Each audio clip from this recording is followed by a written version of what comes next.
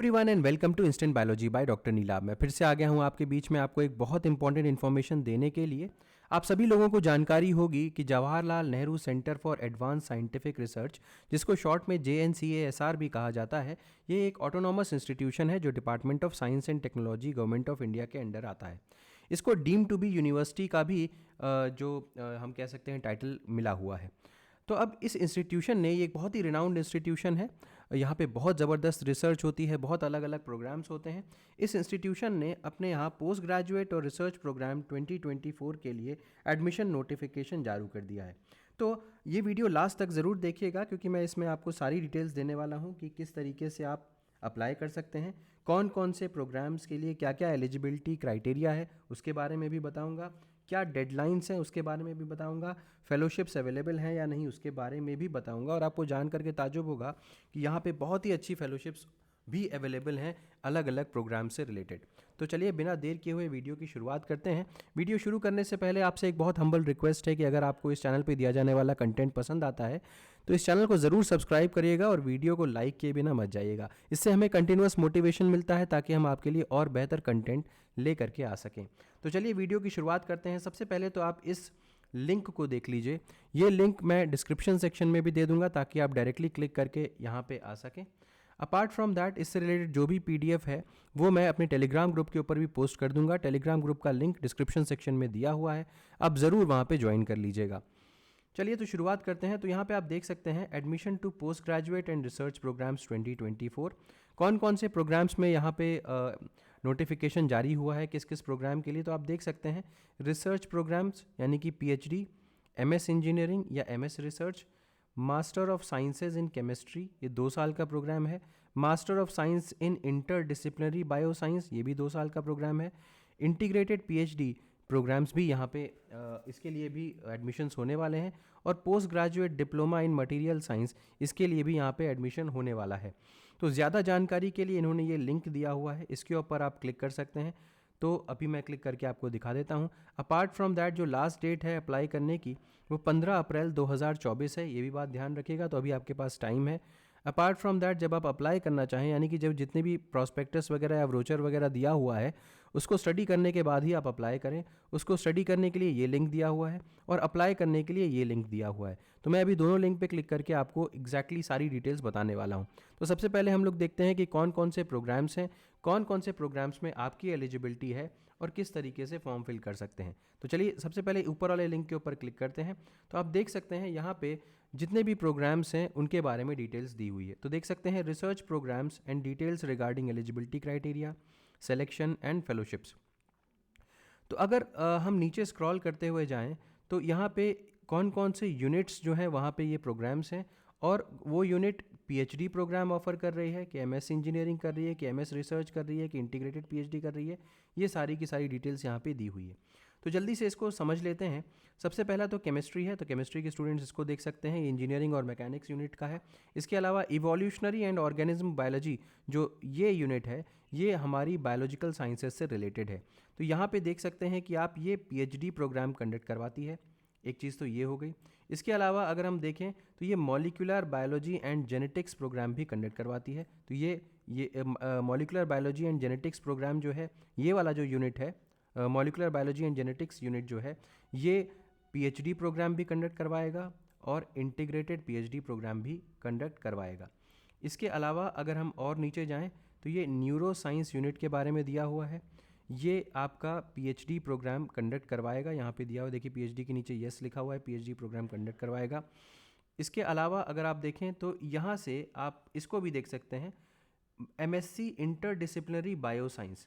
तो एक तो मॉलिक्यूलर बायोलॉजी जो यूनिट है वो MSc इंटरडिसिप्लिनरी बायो साइंस का प्रोग्राम कंडक्ट करवाएगा, न्यूरो साइंस का यूनिट करवाएगा। ये 2 यूनिट्स जो हैं ये साथ में मिलकर के MSc इंटरडिसिप्लिनरी बायो साइंस के प्रोग्राम्स को कंडक्ट करवाएंगे। तो मॉलिक्यूलर बायोलॉजी यूनिट और न्यूरो साइंस यूनिट, ये 2 यूनिट की बात याद रखिएगा। इसके अलावा जो बाकी यहाँ पे यूनिट्स हैं वो बायोलॉजिकल साइंस के कैंडिडेट्स के लिए नहीं है। तो 3 यूनिट्स के बारे में मैंने बताया, neuro science, molecular biology unit और evolutionary and organism biology unit. तो यहाँ पे इंटीग्रेटेड PhD हो रही है इन तीनों के अंडर में। अगर आप देखें तो इसके अलावा यहाँ पे आप मॉलिकुलर बायोलॉजी यूनिट जो है ये आपका MS रिसर्च का प्रोग्राम भी कंडक्ट करवाता है। इसके अलावा इंटीग्रेटेड PhD का भी प्रोग्राम ये मॉलिकुलर बायोलॉजी यूनिट कंडक्ट करवाता है। इसके अलावा MSc इंटरडिसिप्लिनरी बायोसाइंस प्रोग्राम का भी ये कंडक्ट करवाता है। वहीं अगर हम इवोल्यूशनरी एंड ऑर्गेनिज्म बायोलॉजी की बात करें तो ये सिर्फ PhD का प्रोग्राम कंडक्ट करवाएगा। न्यूरो साइंस की बात करें तो ये PhD का प्रोग्राम कंडक्ट करवाएगा और MSc इन इंटरडिसिप्लिनरी बायोसाइंस कंडक्ट करवाएगा। तो उम्मीद है कि ये तीनों जो यूनिट्स हैं उनके बारे में आपको क्लियर इन्फॉर्मेशन मिल गई होगी। अब देखते हैं और डिटेल्स के लिए। तो अगर हम evolutionary and organism biology unit की बात करें तो click here for more details लिखा हुआ है। जैसे आप इसके ऊपर क्लिक करेंगे तो ये जो पेज है ये ओपन नहीं हो रहा है, लेकिन इसके अलावा जो नीचे वाले पेज है मॉलिकुलर बायोलॉजी यूनिट का वो क्लिक करने पे ओपन हो जा रहा है। तो यहाँ पे क्या है, बेसिकली आपको जो ये यूनिट है उसके बारे में डिटेल में इंफॉर्मेशन प्रोवाइड कर दी जाएगी कि यहाँ पे रिसर्च एरियाज़ कौन कौन से हैं, रिसर्च हाइलाइट्स क्या क्या हैं, इन सब के बारे में, और यहाँ पे फैकल्टी मेंबर्स कौन कौन से हैं, इन सब की चीज़ों के बारे में यहाँ पे आपको जानकारी दी जाएगी। तो अब मैं बैक जाता हूँ। इसके अलावा अब देख सकते हैं कि यहाँ पे और डिटेल दी हुई है कि JNCASR जो है वो इसमें क्या कौन कितने स्टूडेंट्स पढ़ रहे हैं, ये सारी इन्फॉर्मेशन यहाँ पे दी हुई है। अब देखते हैं कि PhD MS इंजीनियरिंग या MS रिसर्च के लिए जो एलिजिबिलिटी क्राइटेरिया है वो क्या है। तो जैसे आप पहले वाले लिंक के ऊपर क्लिक करेंगे तो आप PhD वाले जो प्रोग्राम्स हैं या MS इंजीनियरिंग या MS रिसर्च के प्रोग्राम्स हैं उनकी डिटेल्स देख पाएंगे। तो क्लिक करने के बाद आप देखिए यहाँ पे तो chemistry and physical material units की डिटेल्स हो गई, इंजीनियरिंग मैकेनिकल यूनिट की डिटेल हो गई। यहाँ पे देखिए इवोल्यूशनरी एंड ऑर्गेनिज्म बायोलॉजी की डिटेल्स हैं। तो यहाँ पे masters degree in science, in life science, any areas of biological science, mathematics, physics, ये हो गया। या आपके पास bachelors degree in engineering technology हो, बैचलर ऑफ साइंस हो, और equivalent in biotechnology, biological engineering और एनी बायोलॉजिकल रिलेटेड एरिया। तो यहाँ पे आप देख सकते हैं इसके अलावा MBBS MD या BVSC MVSC भी चलेगा। यहाँ पे आपके पास valid GATE score, JEST score, CSIR JRF, UGC JRF, DBT JRF, ICMR JRF, ICAR AICE JRF या इंस्पायर फेलोशिप आपके पास होनी चाहिए। और अगर आपके पास masters degree in engineering technology वगैरह है तो भी आपके पास qualifying in one of the national exams mentioned above desirable होगा। यहाँ पे एसेंशियल नहीं है, यहाँ पे डिज़ायरेबल। अगर आपके पास MTech की डिग्री है तो डिज़ायरेबल है, और अगर आपके पास MSc वगैरह की डिग्री है तो यहाँ पे आपके पास इन जो एग्ज़ाम्स हैं यहाँ पे आपका क्वालिफाइड होना चाहिए। अब आ जाइए next molecular biology and genetics unit के बारे में बात करते हैं। तो यहाँ पर भी मास्टर्स डिग्री इन साइंस और equivalent in bio informatics, biotech, chemical, biological science, bachelors degree in engineering technology 4 years, bachelor of science और equivalent in biotechnology, bio informatics और any other biological related area, MBBS या MD। तो कहने का मतलब अगर आपके पास MSc है या आपके पास BTech की डिग्री है या MBBS या MD की डिग्री है तो आपके पास इन नेशनल लेवल एग्जामिनेशन में आपके पास क्वालिफिकेशन होना चाहिए। लेकिन वहीं अगर आपके पास MTech की डिग्री है, ME की डिग्री है, बायोटेक्नोलॉजी या बायो इन्फॉर्मेटिक्स या बायोलॉजिकल रिलेटेड एरिया में, तो आपके पास डिज़ायरेबल हो जाएगा, ये एसेंशियल नहीं रह जाएगा। Qualifying in the above examination ये डिज़ायरेबल में बदल जाएगा। तो ये आपका इवोल्यूशनरी हो गया और ये मॉलिकुलर बायोलॉजी यूनिट हो गया। इसके अलावा अगर हम देखें तो ये न्यूरो साइंस यूनिट में आ जाइए। न्यूरो साइंस यूनिट में भी मास्टर्स डिग्री इन साइंस और इक्विवेलेंट इन neuro science, bio informatics, biotechnology, biological, life science, pharmacy.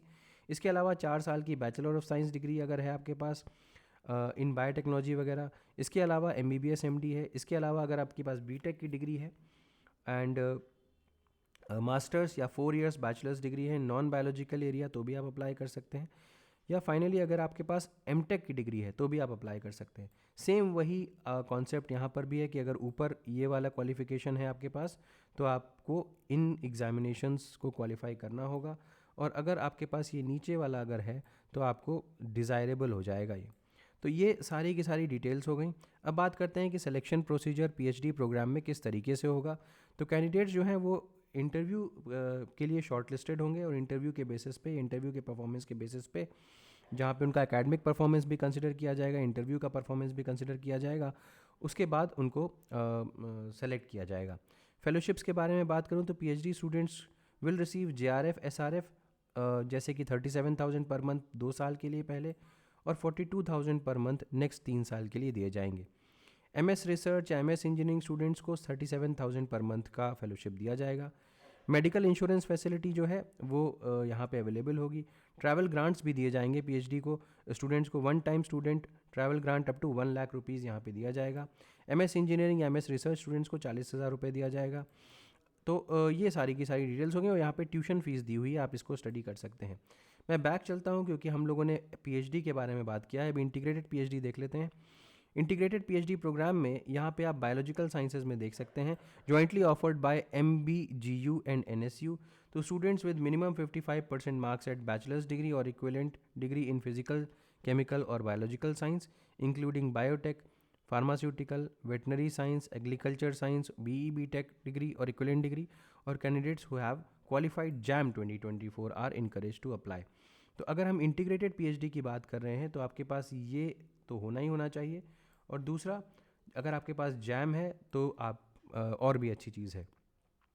Selection procedure के बारे में अगर मैं बात करूं तो applications for integrated PhD biological science programme will be screened on the basis of overall performance for eligibility to attend an entrance exam, and successful candidates will be invited to appear for interviews shortly afterwards। तो screening के बाद interview होगा, interview के basis पे ही आपका selection यहाँ पे हो जाएगा।